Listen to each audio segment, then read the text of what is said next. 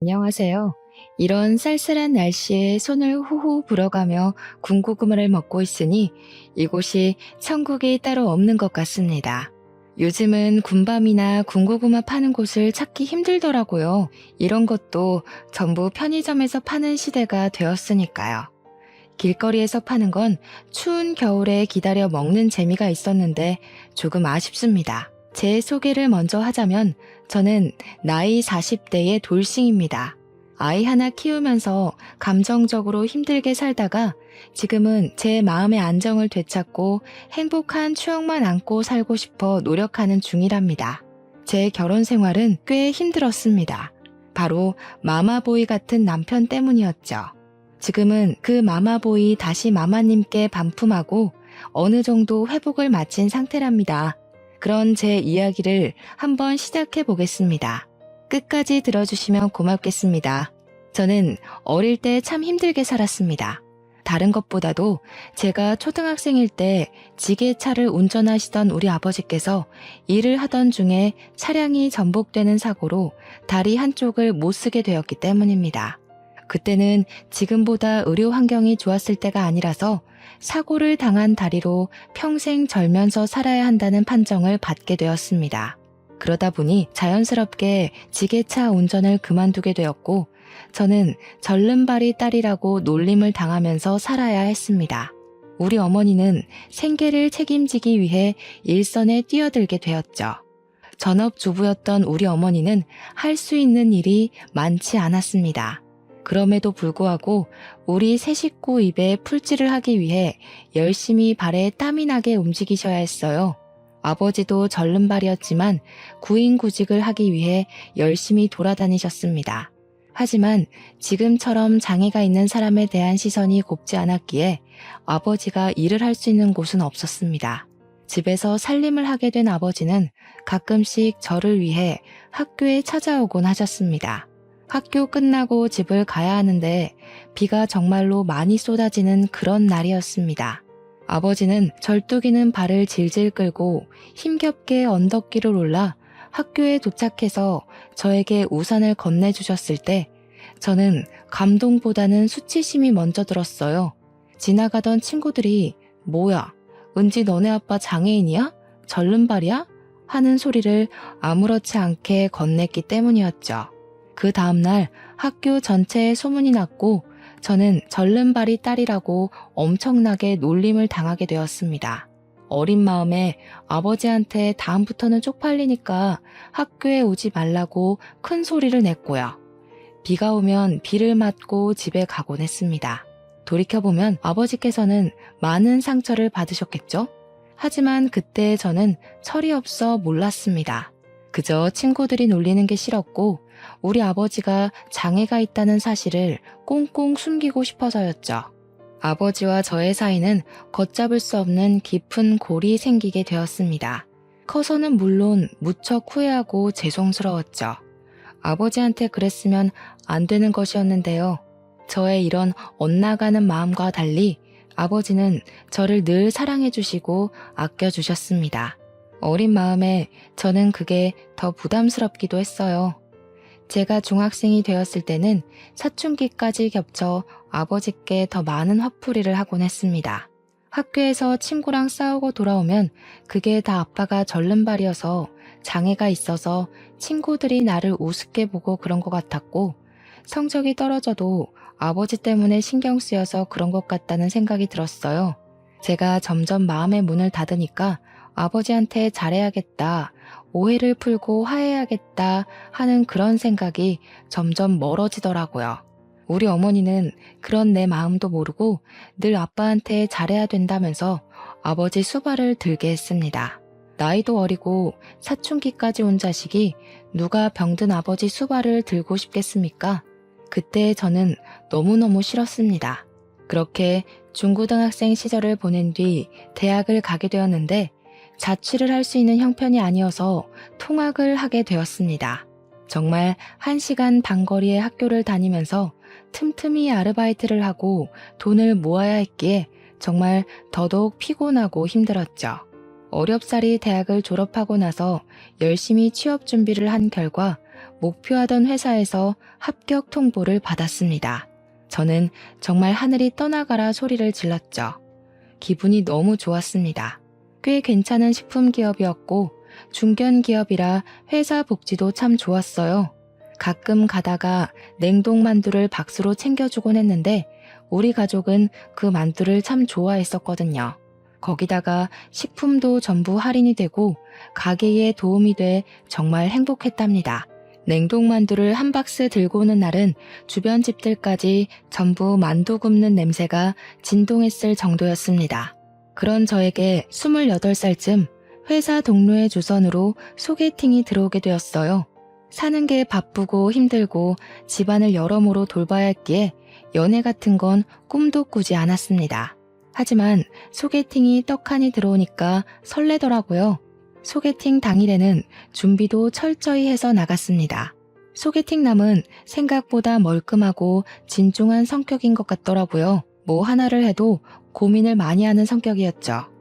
누가 보면 우유부단하다고 생각할지도 모르겠지만 저는 진중해 보여서 마음에 들었습니다. 그렇게 연애를 시작했고 연애의 끝은 역시 결혼이 아니겠습니까? 저에게 만난 지 6개월 만에 프로포즈를 했을 땐 솔직히 많이 놀랐습니다. 하지만 저에게는 첫 연애였고 제 눈에 콩깍지가 심하게 쓰여 있을 때라 너무나도 그 프로포즈가 좋았어요. 이 사람도 나만큼이나 나를 원하는구나 싶어서 같은 마음, 같은 하늘을 걸어간다는 느낌이 들었달까요? 하지만 걱정도 물론 됐습니다. 제가 취업한 지 3년 차였기에 모은 돈이 많지 않았거든요. 거기다가 제가 집에 생활비까지 일부 지원하고 있었기 때문에 돈이 거의 없다고 해도 무방할 정도였어요. 그래서 제가 예비 신랑에게 모든 걸 털어놓았을 때 예비 신랑은 저에게 그런 걱정 같은 건 하지 말라고 저를 다독여줬습니다. 자기한테는 청약으로 당첨된 아파트가 있어서 신혼집 걱정이 전혀 없고 혼수도 비싸고 좋은 거 필요 없다고 했어요. 저는 그런 예비 신랑의 말에 자신감을 가지고 결혼 준비를 시작했습니다. 그런데 아무 문제가 없는 것이 아니었습니다. 바로 남편의 홀어머니, 즉 시모가 문제였던 거죠.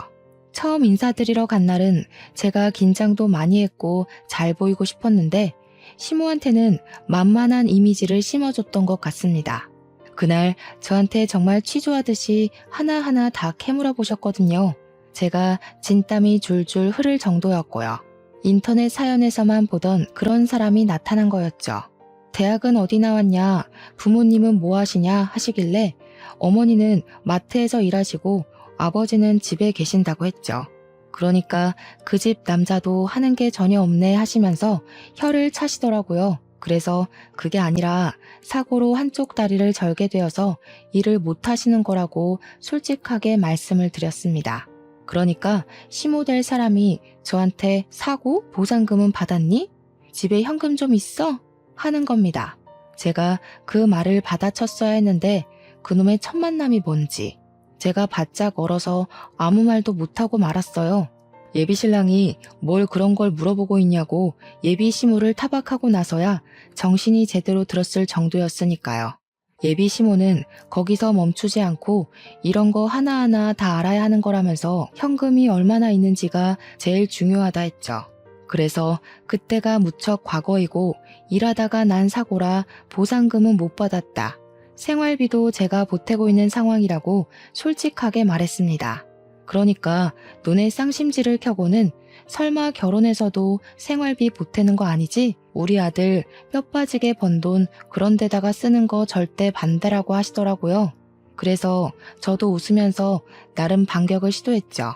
저도 나름 직장 다니면서 돈 벌고 있는데요. 제가 번 돈으로 생활비 보태드릴 거니까 너무 걱정하지 마시라고 했어요. 어차피 예비 신랑이랑 이 부부는 다 협의가 이뤄진 상태였고 저도 결혼하고 나서 우리 부부가 얼만큼의 생활비가 필요한지 아직 잘 몰라서 저희 부모님께도 말씀은 드려놨거든요. 이전처럼 생활비를 지원해 드릴 수 없을 것 같으니 모아둔 2천만 원을 드리겠다고. 생활비는 확 줄여서 용돈처럼 드려야 할 것 같다고요. 우리 부모님은 그 부분도 참 미안해 하셨지만 제가 모아둔 돈 드리는 거라고 하니 예비 신랑도 허락을 해줬어요. 결혼하기 전에 모아뒀던 돈이니까 알아서 쓰라고 배려를 해준 거죠. 아무튼 기가 센 예비 시모랑 밥을 먹고 난 뒤 자연스럽게 상견례에 관한 이야기까지 나왔고 바로 날짜를 잡게 되었습니다. 상견례 자리에서 제가 예상한 듯이 우리 부모님은 땀 뻘뻘 흘리면서 기가 센 시모한테 완전히 휘감겨 있더라고요. 시모가 설마 애들 결혼하는데 재 뿌릴 거 아니지 않냐면서 애들 등골 빼먹지 말자고 생활비에 관한 이야기를 못도 박았죠. 남편이 제 손을 콱 잡지 않았으면 벌떡 일어날 뻔했지 뭐예요. 이미 남편이랑은 다 상의가 되었기에 그냥 아무 소리 하지 않고 있었어요. 저희 부모님도 네네 하고 마셨고요. 물론 제 마음은 썩어 문드러지는 것 같았죠. 결혼하고 나서는 절대로 지지 말아야겠다고 다짐했습니다. 제 표정이 점점 굳으니까 예비 신랑이 예비 시모한테 한 소리 하더라고요. 엄마, 교양 없이 행동하지 마세요. 하고요. 그러니까 시모가 피식 웃으면서 교양? 교양? 내가 너 키운다고 얼마나 고생을 했니? 교양이 다 무슨 소용이야? 하시더라고요. 그러니까 우리 어머니께서 자식 하나 제대로 키우기가 참 힘든 거라고 고생 많이 하셨다고 인사치레를 했죠. 그러니까 시모가 깔깔 웃으면서 뭐라는 줄 아세요? 그래도 우리 남편은 죽어서 돈이라도 남기고 갔죠. 그러고 우리 아버지를 쓱 보는데 마치 우리 아버지한테 차라리 죽었어야지 절름발이로 살아남아서 가족들 고생시키네 하는 눈빛이었습니다. 물론 제가 비약적으로 생각하는 걸 수도 있지만 교양 없는 우리 시모라면 저런 속마음을 가지고도 남을 사람이었죠. 어색하고 애매한 공기가 흐르는 사이에서도 결혼식 날짜를 잡았고요. 시모가 통 크게 예단 예물은 하고 싶은 대로 하라고 넘겨주었습니다. 그 뒤로는 순조롭게 모든 것이 진행되고 있다고 생각했습니다. 저희가 웨딩 촬영은 하는 전날까지는요. 남편과 스튜디오에서 만나기로 했기에 숍에서 화장을 다 마치고 이모님과 스튜디오에 도착을 했는데 글쎄 시모가 스튜디오에 쫓아온 게 아니겠어요. 저는 너무 놀라서 어머님은 웬일이세요? 하니까 자기도 사진을 좀 찍고 싶어서 왔다는 겁니다. 우리가 웨딩 사진 찍는 걸 구경하러 온 줄 알았더니 진짜로 저랑 남편이랑 사진 찍는 가운데에서 같이 사진을 찍자 하시더라고요. 심지어 어디서 조잡한 드레스까지 빌려온 거 있죠? 스튜디오에서도 이게 무슨 광경이냐면서 와 대박이다, 시집살이 뻔하다 이런 소리까지 나오더라고요. 저는 진짜 한 번뿐인 웨딩 사진인데 너무 쪽팔리기도 하고 짜증도 나서 눈물까지 나올 지경이었습니다. 오죽하면 화장을 고쳐주신다고 따라온 이모님께서 대단한 시어머니라고 세댁 너무 슬퍼하지 말고 기죽지 말라면서 저를 달래주시더라고요. 나 참 기가 차서 원. 우리 남편은 그런 시모를 보면서 아무 소리도 못하고 있는데 그게 더 짜증나더라고요. 그래서 시모도 듣는 곳에서 그냥 대놓고 말을 했죠. 누구 웨딩 사진을 찍으러 온 건지 헷갈리네요. 차라리 모자가 사이좋게 사진 찍으시는 게 어때요?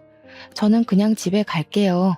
그러니까 남편이 한다는 소리가 우리 엄마는 결혼 사진도 못 찍고 결혼했다는데 불쌍하잖아. 우리는 다음에 리마인드 웨딩인가?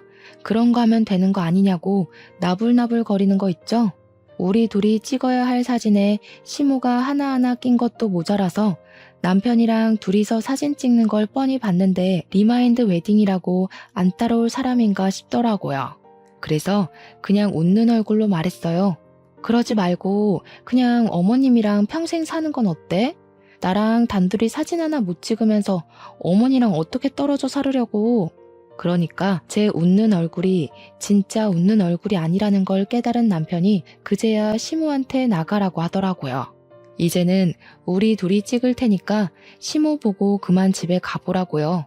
한참을 구시렁거리던 시모가 제가 아무 소리 안 하고 쳐다도 안 보니까 그냥 집에 갔습니다. 이렇게 간단하게 보낼 수 있는 걸 왜 참아서 속을 알았는지. 웨딩 촬영을 아주 늦은 시간까지 하고 집으로 돌아오는 길에 혹시나 싶어서 신혼여행은 우리 둘이 가는 거지? 하고 물어보니까 남편이 말 잘했대요. 안 그래도 물어보려고 했다면서. 엄마가 해외에 한 번도 안 가봤다는데 그게 영 마음에 쓰인다는 거예요. 그래서 정신 나갔냐고 한 소리 했죠. 신혼여행까지 지금 시모를 모시고 가자는 반푼이 같은 소리를 하는 거냐고 하니까 남편이 우물쭈물해요. 그럼 나 신혼여행 안 갈 테니까 너네 엄마랑 둘이 다녀와 하니까 그건 또 아니지 않냐고 화를 내더라고요. 둘이서 해외여행 안 가는 이유가 뭐겠어요? 시모 수발 들기는 싫으니까 안 간 거겠죠. 안 그래도 억척스러운 시모가 해외 가서는 얼마나 진상을 떨어댈지 안 봐도 비디오니까요. 그냥 말이나 한번 꺼내본 거라고 말 돌리길래 그런 말 2번 다시는 꺼내지 말라고 불호령을 내렸습니다. 결혼하고 나서는 남편의 청약 아파트에 들어갔죠. 근데 그게 말이 좋아 청약 아파트지 시모한테 돈을 빌려서 얻은 집이었던 거예요. 그러면서 저희한테 시모가 2년 줄 테니까 빌려간 돈 2년 뒤에 갚으라고 하면서 돈 못 갚으면 그 아파트 팔고 합가를 하자고 하는 겁니다. 제가 무슨 소리를 하시는 거냐고 완전 펄쩍 뛰었죠. 그러니까 시모가 한다는 소리가 자기 노후 자금 털어서 아들 대출 안 받게 하려고 빌려준 돈인데 갚을 수가 없으면 합가를 해야지 하는 거예요. 남편은 저한테 엄마 노후 자금이니까 우리가 돌려드리는 게 맞지 이러고 있고요. 이미 남편이랑 이야기를 다 끝내둔 상태였던 거죠. 애초에 합가를 하려고 처음부터 뭐 집 알아서 해라 신경 안 쓴다 이랬던 거예요. 그래서 저도 이대로 끌려가면 안 되겠다 싶어서 웃는 얼굴로 대답했어요. 어머님, 그러면 저희 애 낳으면 애도 다 봐주시고 밥도 다 해주시고 청소도 다 해주시고 하는 거죠? 저희 맞벌이니까 어머님께서 집안일 다 해주시는 거 맞죠? 저 피곤해서 집안일 못해요. 그러니까 어머님이 펄쩍 뛰면서 아니 자기가 다 늙어서 며느리 수발을 들어야 하네요. 그래서 제가 노는 것도 아니고 바깥일 하는 사람인데 집안일을 어떻게 하나하나 신경 쓰겠냐고 했죠. 어머님이랑 같이 살면 입주 도우미도 필요 없겠다고 애들 줄줄이 소시지처럼 낳겠다고 했어요. 어머님께서 다 키워주실 거죠? 하면서요. 그러니까 시모가 일 없다고 나중에 다시 이야기하자면서 한 수 물으시더라고요. 그래서 나중이란 없어요 어머님 하면서 쫓아내버렸습니다.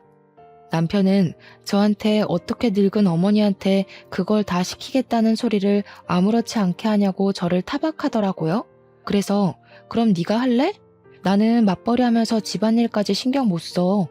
우리 둘이 살 때도 너랑 나랑 반반 딱 갈라서 하는 거다 하고 못 박았습니다. 제가 남편한테 꼬우면 네가 집안일 다 해라 마무리하니 아무 소리 못 하더라고요. 도대체 왜 시댁 사람들은 전부 며느리를 자기 몸종인 줄 알고 대하는 걸까요? 우리 남편은 왜 이렇게 마마보이로 자란 건지 미리 알았더라면 절대로 결혼 안 했을 겁니다. 그래도 둘이 사는 신호는 나름 괜찮긴 했습니다. 시모가 은근히 태클도 걸어오고 간섭도 하긴 했지만 버틸만 했고요. 저도 얼굴에 딱 철판 깔고 일일이 대드니까 시모도 저한테 작은 걸로는 트집을 잡지 않더라고요. 시모가 불쑥불쑥 찾아오지 못하게 애초에 비밀번호를 알려주지도 않았고 남편이 몰래 알려주면 비밀번호를 바꿔버렸어요. 하루는 남편한테도 비밀번호를 알려주지 않았더니 문 밖에서 벌벌 떨고 있더라고요. 2번 다시는 비밀번호 알려주지 않기로 약속하고는 집으로 들어오라고 문을 열어주었죠. 신혼 2년을 보내고 시모가 무슨 일수 받으러 온 사람처럼 저에게 노후 자금을 돌려달라고 당당하게 말을 하더라고요. 남편은 귀를 후비적거리고 있고 제가 정확하게 금액이 얼마냐고 물어보니까 3억이래요. 3억이 네 집 개 이름도 아니고 2년 동안 모아봐야 얼마나 모았겠어요? 당장이라도 합가할 기세로 나오는데 저도 지고 싶지 않았죠. 그래서 대출 받아서 드릴게요 했습니다. 그러니까 남편도 시모도 펄쩍 뛰는 거예요. 무슨 대출까지 받아서 주냐고. 그냥 합가하는 게 편하지 않겠냐고요. 도대체 합가 못해서 죽은 귀신이라도 들러붙은 건지 제가 죽어도 같이는 못 살겠으니까 그냥 대출 받아서 드린다고요 하고 대놓고 이야기하니까 시모가 부들부들 떠는 거예요. 저한테 더 우길 수도 없고 합가도 못하게 생겼으니까 생떼를 쓰면서 자기 한마디면 너 이혼녀 만들 수 있는데 참고 있는 거라고. 예쁘다 예쁘다 해줄 때 더 이상 기어오르지 말라고 하는데 남편도 사색이 돼서 엄마 하고 부르더라고요. 참나, 누가 무서운 줄 아나. 제가 아무 소리 안 하고 귀만 후비적거리면서 파고 있으니까 시모가 막 소리를 질렀어요. 한 번만 더 지켜볼 테니까 그런 줄 알고 조용히 있으래요. 그 뒤로는 뭐 더 하면 더 했지 절대로 덜 하지는 않았습니다. 합가를 못한 게 그리 억울했는지 시모가 시킨 건지 몰라도 남편이 저녁마다 전화해서는 엄마 밥 먹었어? 우리는 이제 밥 먹어 이러면서 오늘 반찬이 뭔지 일일이 말하고 있더라고요. 그러면 시모가 한 30분쯤 지난 뒤에 저한테 전화가 오더니 어묵볶음 간장에 졸인 게 맞냐? 미역국에는 소고기보단 굴을 넣고 해야 우리 아들이 좋아한다. 굴은 오래 끓여야 탈이 안 나는 거라면서 일일이 훈수를 두는데 하루 이틀이면 몰라도 매일같이 저러니까 돌겠더라고요. 그날도 반찬 만드는 걸로 한 소리 하려고 하시길래 제가 먼저 선수를 쳤습니다. 어머님, 그러지 마시고 반찬이랑 국 좀 만들어서 집으로 보내주세요. 그냥 데워 먹는 게 저도 편해요. 내일부터는 부탁드릴게요. 하고 끊어버렸습니다. 그러니까 바로 또 전화 오는데 설거지 해야 돼서 바빠요 하고 끊어버렸죠. 그 다음날 반찬을 해주셨게요? 당연히 안 해주셨죠. 대신 반찬 만드는 걸로 훈계하시던 전화도 뚝 끊어졌습니다. 주말이면 불러내서 오랜만에 얼굴 보자 하시는데 매주 보는 게 무슨 오랜만인지. 남편이랑 데이트하기로 했어요 하고 피하고 제가 몸이 좀 안 좋아서요. 남편이랑 둘이 보세요 하고 피했죠. 시모가 솔직히 자기 아들 보고 싶은 것도 있겠지만 저한테 잔소리하고 괴롭히고 싶어서 만나자는 소리로 들렸거든요. 속으로 그럴 거면 둘이 살지 왜 나랑 결혼해서 날 피곤하게 하나 하는 생각도 물론 들었죠. 하루는 장문으로 저한테 문자 메시지가 온 거예요. 우리 아들 옆에서 내조 잘하고 몸 관리 잘하고 있는 거 맞니? 임신은 왜 안 하니? 너 살쪄서 애가 안 생기는 거 아니니? 살 좀 빼라. 매일같이 몇 걸음 걸었는지 운동 몇 시간 했는지 나한테 보고하렴. 그래서 저도 최대한 예의를 갖추어서 답장을 보냈습니다. 회사 일하면서 저녁에 밥하고 빨래하고 하면 운동할 시간이 없네요. 아무리 남편이 가사를 좀 도와준다고 해도 전적으로 맡아주지 않는 이상 어렵겠어요. 남편한테 집안일 하라고 하고 저는 운동 다닐게요. 그러니까 바로 시모한테 전화가 오더라고요. 꼴릴 거 없어서 받았죠. 얘, 너 미쳤니? 우리 아들한테 집안일을 시키긴 왜 시킨다는 거야? 너 이혼당하고 싶어서 아주 수를 쓰는구나. 어머님 때문에 정말 이혼하고 싶네요. 누구는 뭐 이혼 안 하고 싶어서 가만히 있는 줄 아세요? 그렇게 귀한 아드님 보듬고 살 거면 결혼을 시키지 말았어야지. 결혼을 왜 시켜서 이러세요? 노총각 걷어준 거 고마운 줄 모르고 뻔뻔하긴 이 못돼 처먹은 아줌마 같으니라고. 다시 한 번 더 이혼하네 뭐네 하면 나도 가만 안 있어. 시모가 너 정신 나간 거야 뭐야? 야 이년아 하는데 전화 그냥 끊고 전원도 꺼버렸어요. 솔직히 이혼하고 싶은 마음이야 굴뚝같이 있었죠. 제가 친정에 이야기를 안 해본 것도 아니었어요. 그런데 친정엄마가 말리더라고요. 친정이 든든한 것도 아닌데 이혼까지 해서 낙인까지 찍히면 누가 절 데리고 가겠냐고요. 재혼이나 하겠냐면서 아직 살아본 지 얼마 안 됐으니까 버텨보라고 하는데 정말 가난이 죄구나 싶었습니다. 몇 개월을 고민하다가 결국에는 각방을 쓰자고 남편한테 이야기를 했어요. 그제야 시모한테 전화하는 것도 줄이고 연락도 못 오게 해주겠대요. 물론 그 약속은 한 달이 채 가지 않았습니다. 처음에는 집안일 도와주고 저랑 대화도 좀 하고 예전처럼 돌아오는 것 같더니 다시 아나무인 태도로 돌아가더라고요. 아, 이 사람은 갱생이 불가능한 사람이구나 싶어서 이혼이 답이다. 친정에 비비지 못하더라도 홀로 서기를 해보자 하고 결심했습니다. 그런데 하늘도 무심하시지. 그때 제가 임신을 하게 된 겁니다. 몸이 자꾸 축축 처지고 위열도 있고 감기 기운 같은데 이상하게 이전이랑 느낌이 다른 겁니다. 혹시 몰라 임신 테스트기를 해보니 두 줄이 딱 뜨더라고요. 병원에 갔더니 임신 5주차라고 하는 거예요. 애가 생긴 마당에 홀로 서기는 물거품이 되었죠. 제가 임신했다고 하니 남편이고 친정이고 시댁이고 모두 경사났다고 난리가 났습니다. 웃긴 게 시모가 완전히 태세를 전환해서 저한테 너무 잘했다고 우리 며느리가 한 건 했다 난리를 치더라고요. 며느리 힘들어서 애 떨어지면 큰일 나니까 집안일 도와주라고 남편한테 눈치도 주고요. 저한테 무조건 아들일 거라고 우리 집안에 아들씨가 많다고 아주 장담을 하시더라고요. 그런 와중에 입덧이 시작되었고 입덧을 엄청 심하게 하는 바람에 남편은 제 눈치를 보면서 밖에서 밥을 먹고 들어오기 시작했어요. 처음에는 제가 아예 음식 냄새조차 못 맡았거든요. 그런데 한 16주쯤 지나니까 입덧도 사라지고 먹고 싶은 게 너무 많은 거예요. 그래서 남편 보고 일찍 들어와라. 같이 밥 먹자고 먹고 싶은 게 너무 많다고 이야기를 했죠. 근데도 자꾸 남편이 밥 먹고 왔다고 늦게 들어오는 거예요. 족발 먹고 싶은데 김치전 먹고 싶은데 하면 내일 낮에 사 먹으라고 지금 피곤해서 못 사다 준다고 서운하게 그러더라고요. 하루 이틀 지나니까 혹시 바람이 났나 싶어서 휴대폰을 뒤져보니까 글쎄 시무랑 밥을 먹고 들어오느라 늦는 거 아니겠어요? 너무 어이가 없어서 당장 남편에게 따지니까 제가 너무 이랬다 저랬다 시키는 게 많고 입덧도 하니까 배려하려고 먹고 들어온 거래요. 배려는 무슨 배려? 나랑 밥 먹는 게 배려해주는 거 아니냐고 했더니 그럼 우리 엄마는 혼자 밥 먹잖아 이러는 거 아니겠어요? 집에서 남편 기다리는 나는 혼자 아니냐고, 임신은 나 혼자 알아서 한 거냐고 따졌죠. 거기다가 제 뱃속의 아이가 17주의 딸이라는 걸 알게 됐거든요. 그랬더니 또 한 번 시모가 태세 전환을 하는 거예요.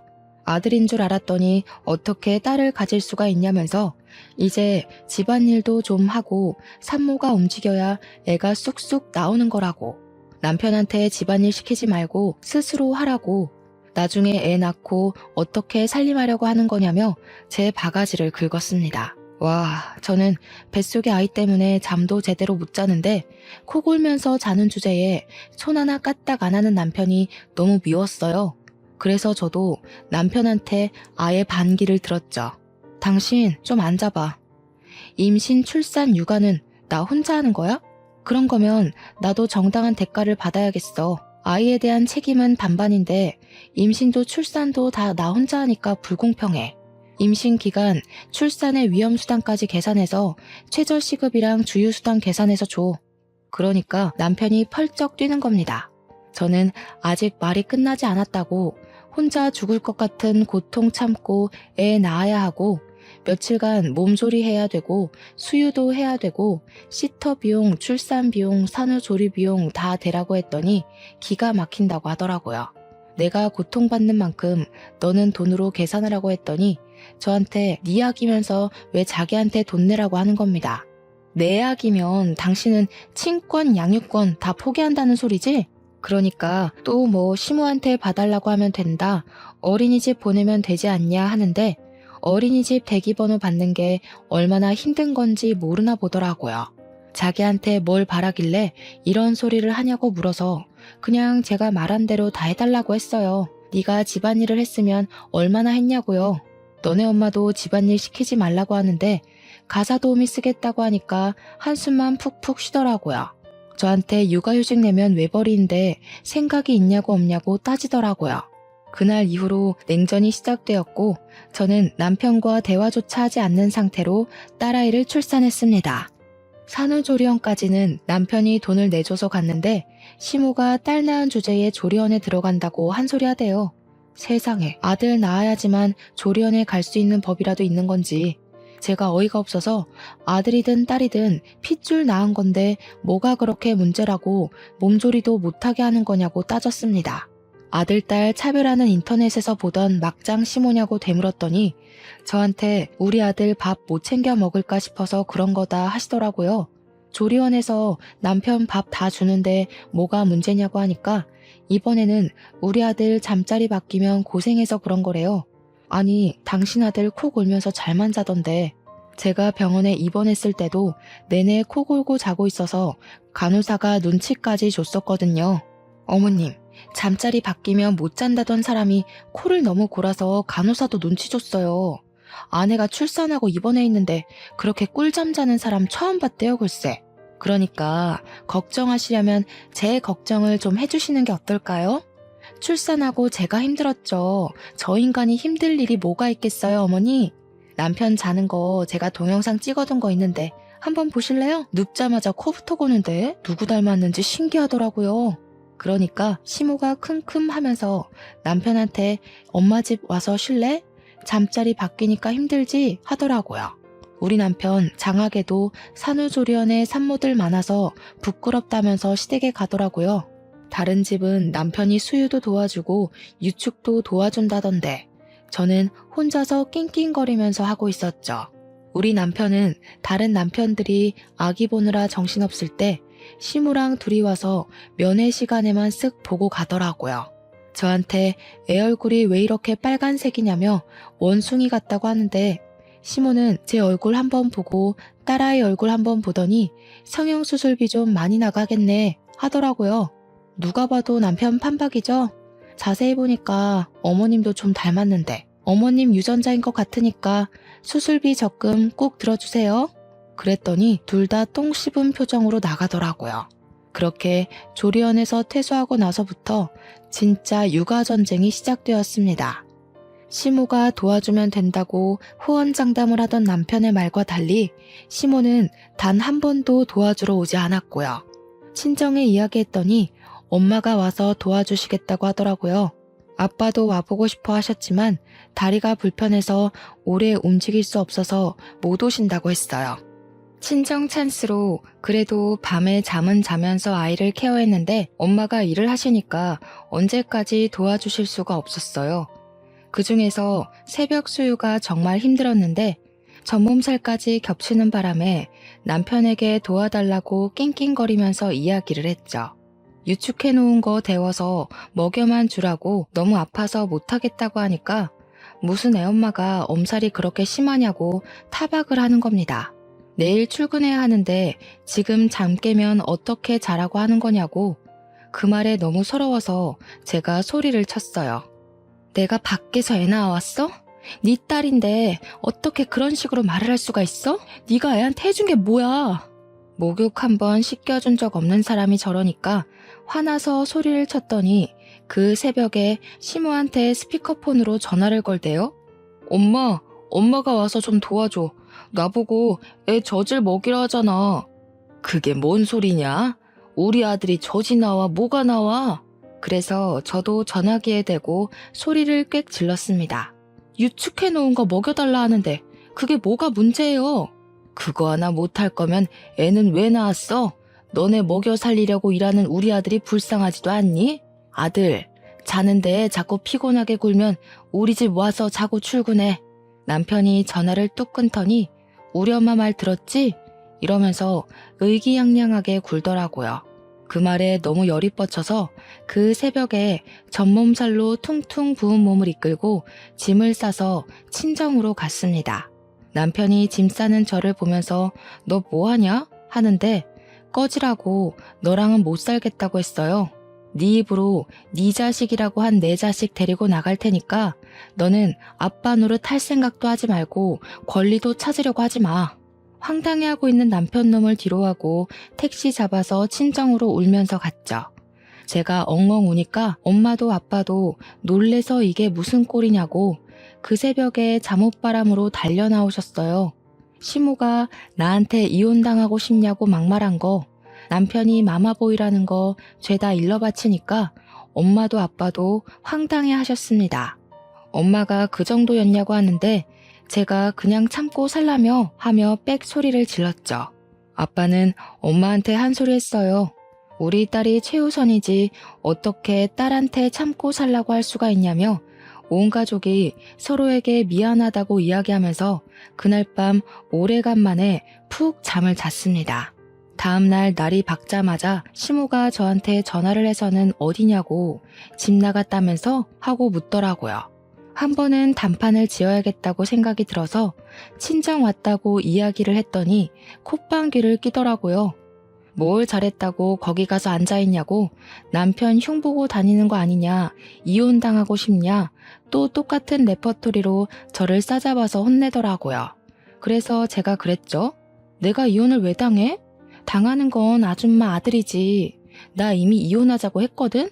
그러니까 씩씩거리면서 너 딱 기다려. 내가 거기로 갈 테니까 하면서 소리를 지르더니 전화를 뚝 끊어버리더라고요. 올 테면 와봐라. 나도 기다렸다 하는 마음으로 칼을 갈고 기다렸습니다.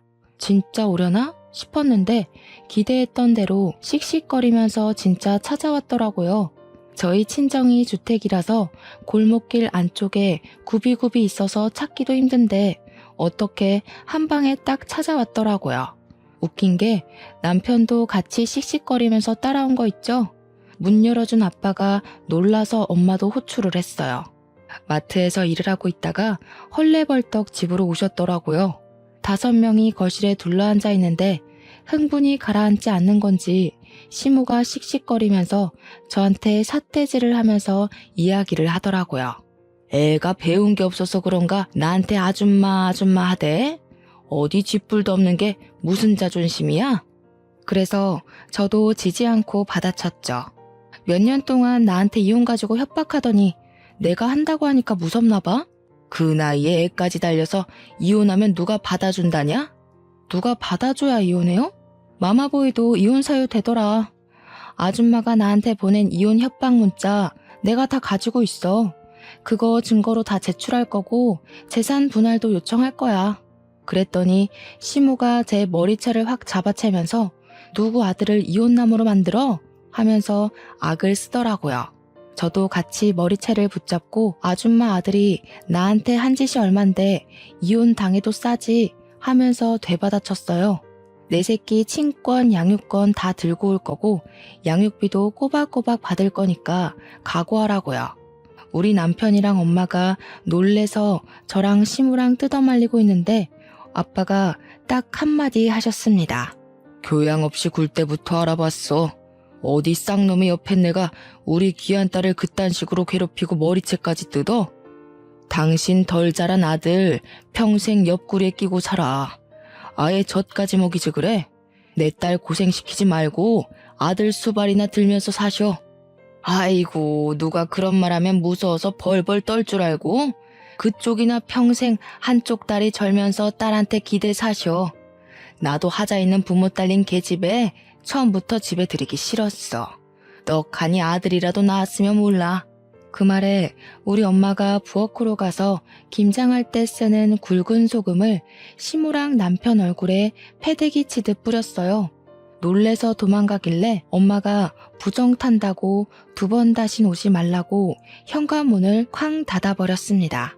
그런데 밖에서 갑자기 으악 하는 소리가 들리는 거예요.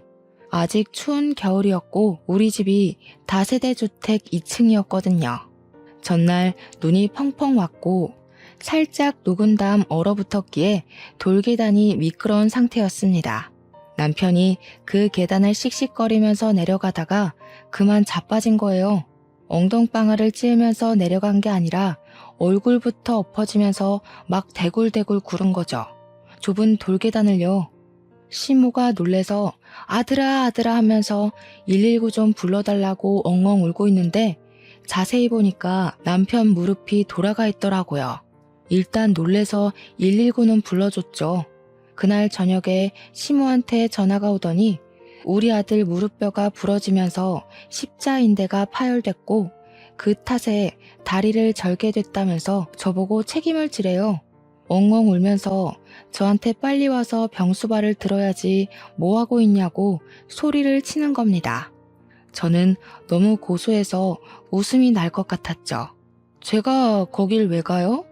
평생 한쪽 다리 절면서 사는 아들 잘 돌보면서 사세요. 다리 불편한 우리 아빠한테 하자 있는 부모라고 막말하더니 아줌마는 하자 있는 아들이 생겨버렸네? 양심도 없지. 하자 있는 그놈 간호를 왜 내가 합니까? 저도 하자 있는 놈이랑 살 생각 추호도 없으니까 늙어 죽을 때까지 옆구리에 끼고 병간호하세요. 그러면서 침을 칵 퇴하고 뱉었습니다. 꼴 좋다고 깔깔거리면서 웃어도 좋고요. 그리고 바로 변호사 선임해서 이혼 소송도 시작했어요. 재산 분할도 받을 수 있다고 하길래 조금이지만 받게 되었고 위자료도 당연히 받았죠. 친권, 양육권 당연히 아이가 어리기 때문에 저한테 왔고요. 전 남편이 저한테 가끔 연락 와서는 보고 싶다고 우리 딸 한 번만 봤음 소원이 없다고 하는데 저는 모르쇠 했죠. 누구시냐고 우리 애는 아빠가 없어서요 했습니다. 저한테 그러지 말라고 애원을 하면서 엉엉 우는데 엄마 찾던 사람 다 어디 갔는지 이제 와서 저한테 약한 모습 보여주면 제가 뭐 냉큼 좋다고 받아줄 거라고 생각한 거죠. 그 생각 자체가 저를 바보로 본 거 아니겠어요? 이때다 싶어서 차단해버리고는 2번 다신 연락하지 말라고 면접 교섭권 당당하게 신청해서 오라고 했죠. 그래도 아이한테는 아빠이니까 면접 교섭권 신청해서 들고 오면 보여줄 수밖에 없는 현실이니까요. 제 생각에 아이랑 둘이서만 만나라고 하면 그것도 신청하지 않을 게 뻔했지만요. 시모가 여전히 남편 옆에서 병수발 들고 있다던데 앞으로 쭉 반성하면서 살았으면 좋겠습니다. 말이 씨가 된다고 사람이 마음을 곱게 먹어야 하지 않겠어요? 하자 있는 집안이라고 무시하더니 똑같이 돌려받으니까 지금쯤 얼마나 후회하고 있겠습니까? 저희 아버지를 절름발이라고 무시한 것도 마마보이 아들 둬 놓고 저한테 갑질한 것도 평생 속죄하고 후회하면서 살길 바라고 있어요. 이래서 당장 코앞의 일도 모르는 거라는 말이 있나 봐요. 청취자 여러분들도 항상 어디서나 말 조심하시고 받은 만큼 꼭 돌려주면서 사시길 바랍니다. 누군가에게 상처를 주면 그만큼 부메랑으로 돌아오는 법이라는 거 명심하셨으면 좋겠어요. 그러니까 내가 받은 상처도 꼭 그 사람에게 돌아갈 것입니다. 현명한 여러분의 선택을 저는 응원하고 지지하겠습니다. 여러분도 저의 홀로서기를 응원해 주시면 감사하겠습니다.